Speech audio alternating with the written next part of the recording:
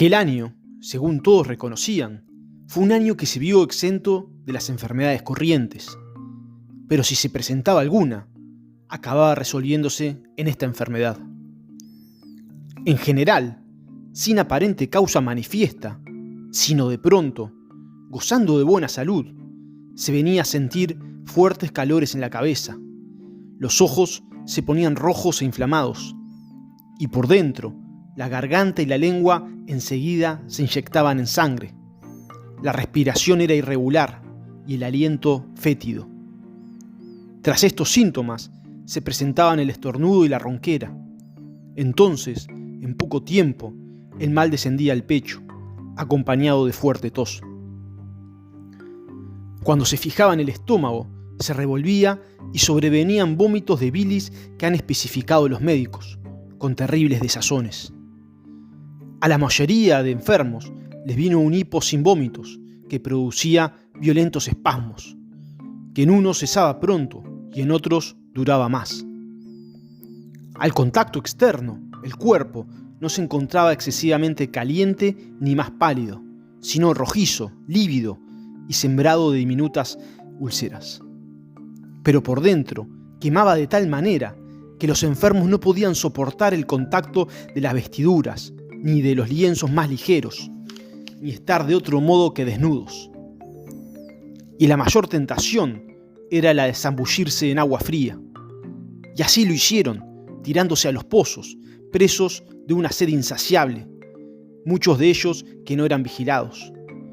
Pero ya vivieran un poco o mucho, el resultado era el mismo. Además, la falta de reposo y el insomnio les proporcionaba una desazón continua. El cuerpo, durante el periodo activo de la enfermedad, no se extenuaba, sino más bien resistía la enfermedad de un modo sorprendente. De tal forma que la mayoría morían al cabo de 9 o 7 días, consumidos por el fuego interno, cuando todavía le quedaban algunas fuerzas. O bien, si lograban pasar este plazo, el mal les bajaba hacia el vientre, y allí se producía una ulceración virulenta, acompañada de una diarrea pertinaz, a consecuencia de la cual la mayoría morían como resultado de la debilidad que ésta producía.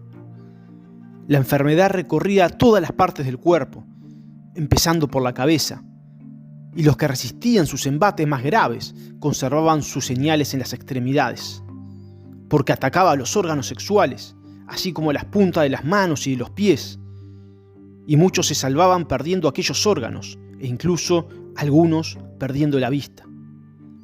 Y otros apestados, en el momento de su restablecimiento, eran víctimas de una amnesia total, y no se reconocían ni a ellos mismos ni a sus allegados.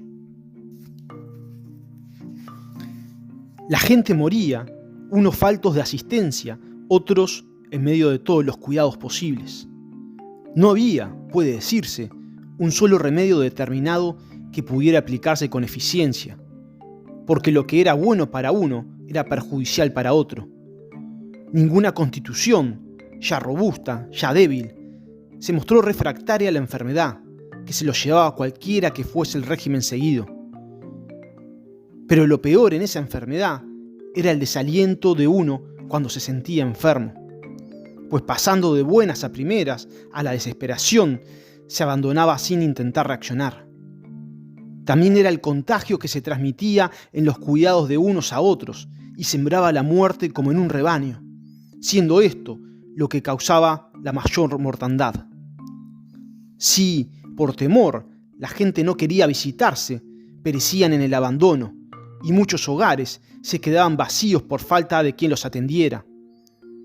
Pero si se visitaban, perecían, sobre todo los que se mostraban humanitarios y los que, por respeto, sin mirar por sus propias vidas, acudían cerca de sus amigos, ya que los parientes, vencidos por el exceso del mal y la compasión, no resistían las lamentaciones de los moribundos. Pero los que ya se habían salvado de la enfermedad mostraban una mayor piedad hacia los que morían, porque conocían el avance de los síntomas y se sentían más seguros, pues no se volvía a estar por segunda vez enfermo con efecto mortal. y atormentó más aún a los atenienses, en medio de la enfermedad que imperaba, la evacuación efectuada de los campos a la ciudad y sobre todo a los refugiados. En efecto, como estos no disponían de casas y vivían en cabañas que la estación hacía sofocante, la mortandad se producía en medio de un caos. Los cuerpos, al morir, se amontonaban unos sobre otros, y había quienes se arrastraban por el suelo, medios muertos, sobre los caminos y hacia todas las fuentes por el irrefrenable deseo del agua. Los lugares sagrados, en donde se acampaba, estaban repletos de cadáveres de los que allí mismo morían. Porque era de tal naturaleza el azote que los hombres, al no saber qué sería de ellos, se despreocupaban de lo divino y de lo decente. Fueron trastornadas todas las costumbres observadas en los entierros y se enterraba como cada uno podía. Muchos recurrieron a modos indecorosos de enterrar, porque carecían de lo necesario por haber tenido ya muchos muertos entre los suyos. Los unos depositaban sus muertos sobre piras que no les pertenecían, anticipándose a los que les habían preparado, y les prendían fuego. Otros tiraban el muerto sobre otro que ya ardía y se marchaban. La enfermedad dio origen también en la ciudad a otros desórdenes crecientes de índole moral. La gente buscaba con fácil audacia placeres de los que antes ocultaba. Al ver tantos cambios bruscos, de ricos que morían de pronto y de otros que antes no tenían nada y que de la noche a la mañana entraban en posesión de los bienes de los muertos. De modo que, al considerar efímeras las cosas del cuerpo, igual que las riquezas, se procuraban satisfacciones rápidas que les produjeran placer. Ninguno tenía ánimo para persistir en un noble propósito ante la incertidumbre de morir antes de alcanzarlo. El placer inmediato y todo lo que a él conducía, he aquí lo que vino a considerarse bello y útil. Nada les detenía, ni el miedo a los dioses ni a las leyes humanas. Por un lado, se consideraba igual mostrarse piadoso o no, ya que se veía morir del mismo modo a todo el mundo. Y en los actos criminales, nadie esperaba vivir lo suficiente para asistir a su juicio y sufrir el castigo. Por otra parte, más grave era ya la sentencia dictada que pendía sobre sus cabezas. Y era natural que antes de morir procuraran sacar provecho a la vida. El relato que acabamos de escuchar es del historiador griego Tucídides, el ateniense, quien narra la terrible peste que se desató en Atenas tras la invasión espartana al Ática. Los lacedemonios invadieron el Ática y la inmensa población de Atenas, cuya mayor parte vivía en las afueras de la ciudad, no tuvo otra alternativa que refugiarse tras las murallas de la ciudad. Esto trajo como consecuencia el hacinamiento que desencadenó el contagio masivo de una peste que exterminó a la tercera parte de la población. Los propios espartanos, al ver los estragos que causaba la peste, tras sitiar la ciudad tan solo 40 días, decidieron retornar a su patria por miedo al contagio. Tucídides es considerado por muchos no solo el mejor historiador griego, sino de toda la antigüedad. Elimina todo influjo sobrenatural en su obra histórica y confía únicamente en las fuerzas de la razón.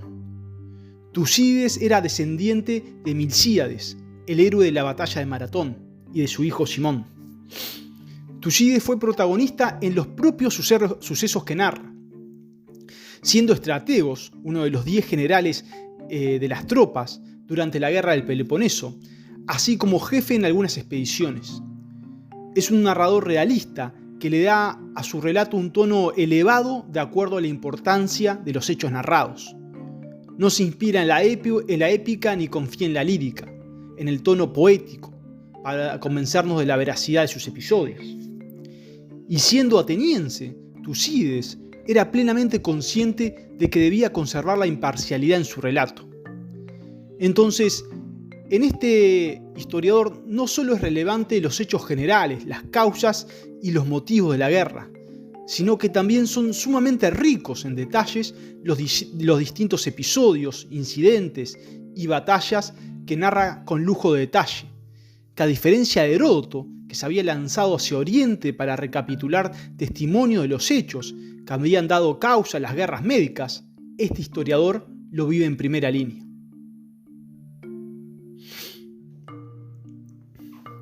La guerra entre Atenas y Esparta, o entre la Liga de Delos y la Liga del Peloponeso, se diferenciaba por la naturaleza de su fuerza militar. Atenas era inmensamente rica y poseía una escuadra naval enormemente superior, con más de 300 naves y otras 100 aproximadamente que le podían suministrar a sus aliados. Los peloponesos dependían fundamentalmente de la marina corinta, que, para la época, no llegaba a las 100 naves. Pero la infantería espartana no tenía par, siendo ampliamente superiores a los atenienses. La mayor parte de los soldados espartanos habían pasado toda su vida entrenándose, desde los 6 años, en que eran entregados al Estado para entrenarse en el arte de la guerra. Vivían en grupos llamados rebaños en cuarteles militares y tenían prohibido el casamiento hasta los 30, mientras que los atenienses eran agricultores, artesanos o comerciantes que se armaban para la batalla. Los contendientes eran plenamente conscientes de sus fuerzas. Pericles optó naturalmente por hacer una guerra fundamentalmente defensiva, como ya lo había previsto Temístocles, mientras su imperio comercial y la fortificación de la ciudad, así como la del gran puerto de Atenas, estaban unidos entre sí por los muros largos.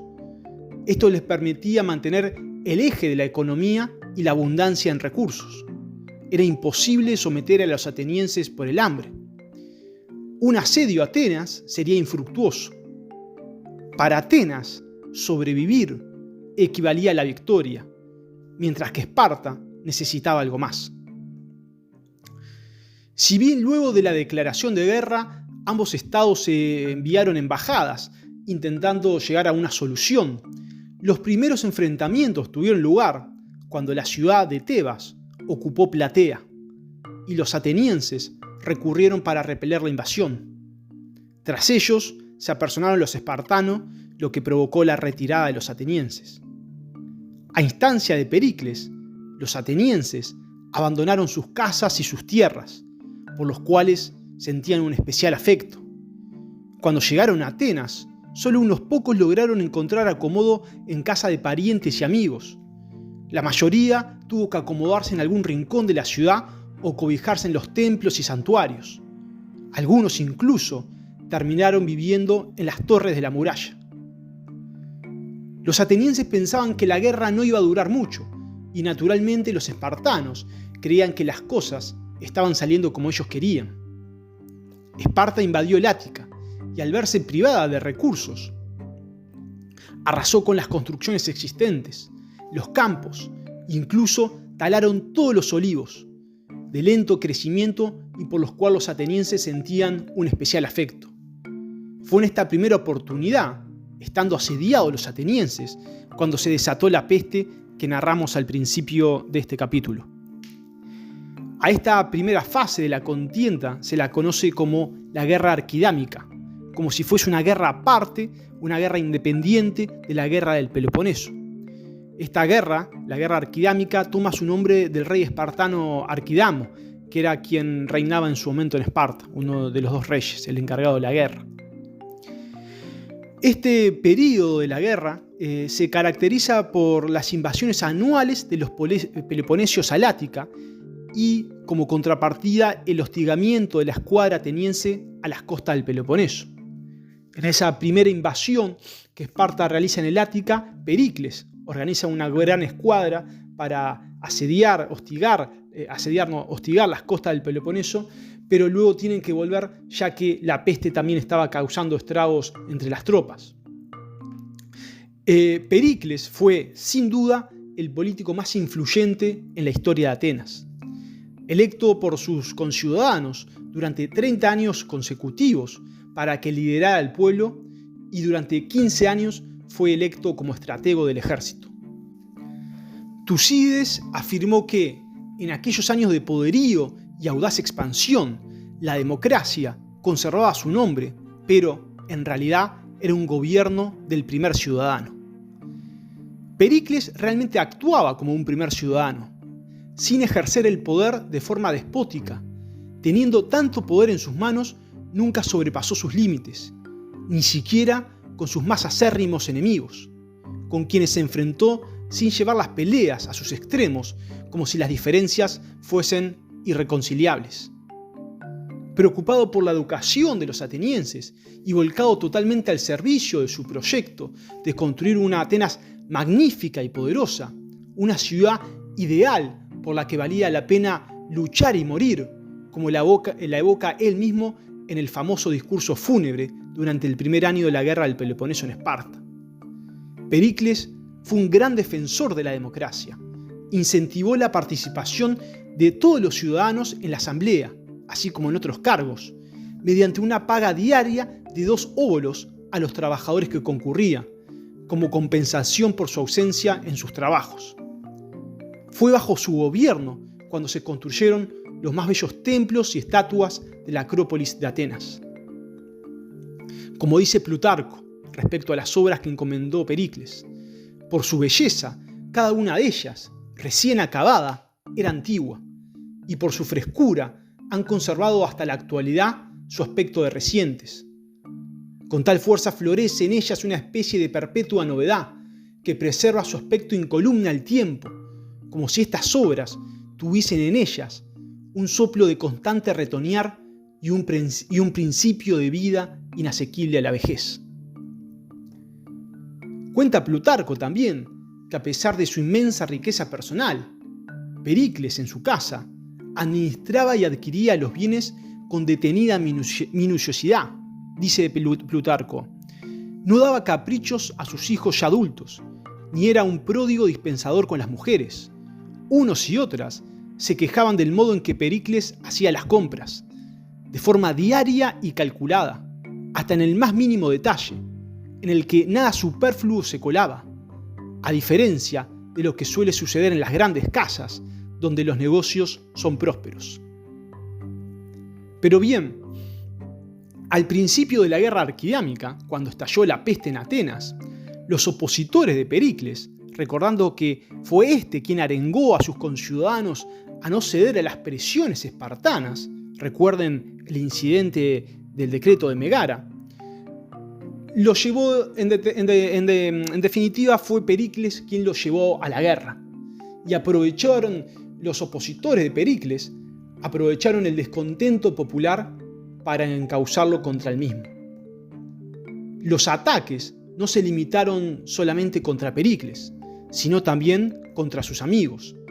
Entre ellos acusaron de ateísmo al filósofo Anaxágoras, quien tuvo que dejar la ciudad, al escultor Fidias de haber robado oro que le había sido entregado para la inmensa escultura de Atenea en la Acrópolis, y dañaron la reputación de la bella Aspasia, su compañera y amante tras el divorcio de su primera esposa.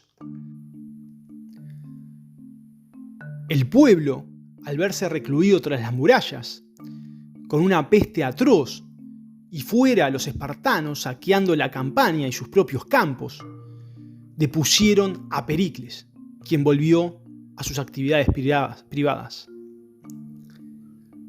Pericles perdió en la peste a su hermana, a muchos amigos y a muchos familiares. Cuenta Plutarco que jamás se le vio llorar ni estar de duelo, pero cuando la peste se llevó al último de sus hijos, dice Plutarco, al depositar una corona sobre el cadáver, rompió en sollozos y derramó un caudal de lágrimas. Al poco tiempo, menos de un año después, el pueblo, al ver que los demás gobernantes no podían conducir mejor que Pericles los asuntos políticos, ni encarar la guerra debidamente, le solicitaron que vuelva. Sin embargo, Pericles, abatido por el dolor e inmerso en un profundo duelo, se hubiese negado de no haber sido por un joven que se había criado desde los 5 años en su casa, que era como un hijo para Pericles, conocido como Alcibíades. A instancias de él y de otros amigos que intervinieron, Pericles aceptó el encargo. Pero muy poco tiempo después cayó víctima de la peste y murió. Nadie logró sustituir a Pericles como líder indiscutible del pueblo ateniense, pero uno de los nuevos políticos más populares fue Cleón. Cleón provenía de una familia trabajadora que poseía una curtiembre, que durante años vivieron en fincas rústicas, pero que con el paso del tiempo acompasó el crecimiento económico de Atenas y prosperó notablemente.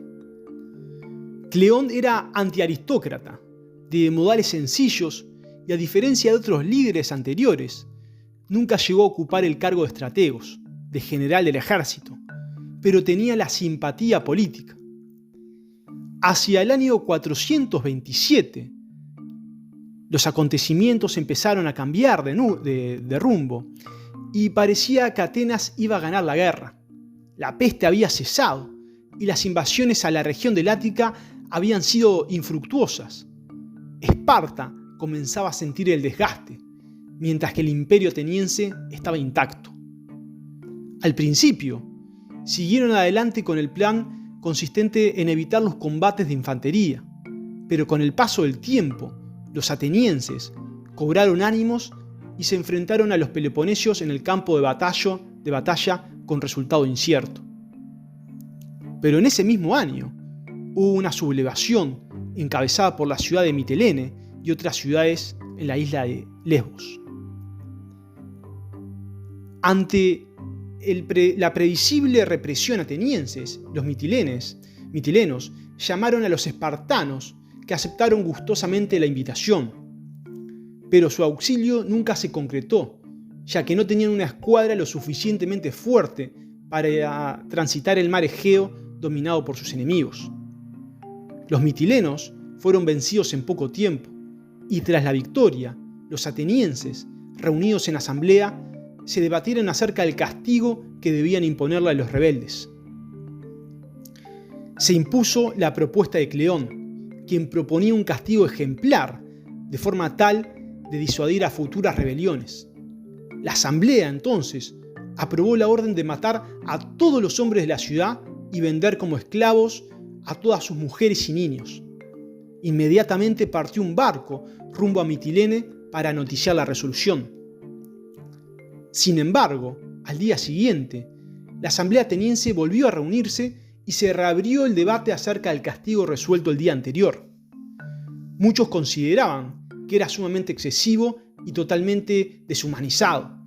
Tras una acalorada discusión, en el cual Cleón criticó las debilidades, la indecisión y las contradicciones del sistema democrático, finalmente se impuso la propuesta de un tal Diodoto para revocar el castigo y condenar a muerte solamente a los líderes de la revuelta, alegando que quien emprende una empresa, en este caso una rebelión, siempre piensa en que saldrá victorioso y que el castigo, por más duro que sea, jamás lo disuade. Y que además el pueblo siempre está del lado de Atenas, por lo cual castigar a todo el pueblo sería contraproducente. Así fue como un segundo barco salió al día siguiente a toda prisa, y según cuenta Tucídides, en el momento justo en que en el ágora de Mitilene se estaba dictando la sentencia, llegaron los emisarios atenienses anunciando que el castigo quedaba sin efecto. Qué susto se habrá pegado a esa gente. Finalmente fueron ejecutados los cabecillas insurrectos, que fueron supuestamente unos 1000 hombres. Pero la fracasada insurrección de Mitilene fue un punto de inflexión en la guerra, ya que a partir de aquí, las demás polis y los bandos que se querían hacerse con el poder dentro de la ciudad, generalmente divididos entre demócratas y oligarcas, sabían que pedir auxilio a sus pares de cada liga provocaría que estos fuesen en su auxilio. Esto acentuó las tensiones sociales entre las clases trabajadoras más humildes, que envidiaban la riqueza de las élites, y los aristócratas, que se sentían con derecho a llevar una vida de lujo y despilfarro. Entró así Grecia, en forma generalizada, en una época de estasis, de discordia civil. más violenta y feroz que nunca.